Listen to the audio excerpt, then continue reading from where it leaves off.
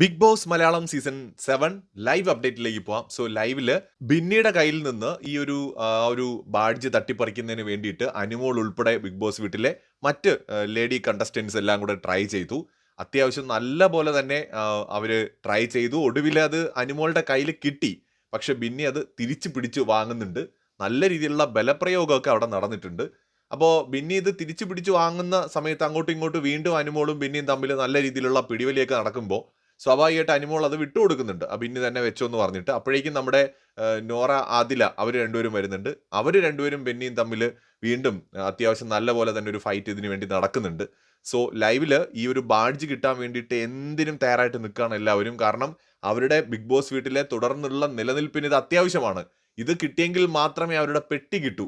ഇത് വിട്ടുകൊടുക്കാതിരിക്കാൻ നിലവിൽ ഇത് കൈവശം വെച്ചിരിക്കുന്നവരും ഇത് എങ്ങനെയെങ്കിലും കിട്ടാൻ വേണ്ടിയിട്ട് ഇത് കയ്യിലില്ലാത്തവരും തമ്മിലുള്ള നല്ല രീതിയിലുള്ള കായികമായ ബലപ്രയോഗം തന്നെ ബിഗ് ബോസ് വീട്ടിൽ നടക്കുന്നതായിട്ട് കാണാൻ കഴിയുന്നുണ്ട് ലൈവില്.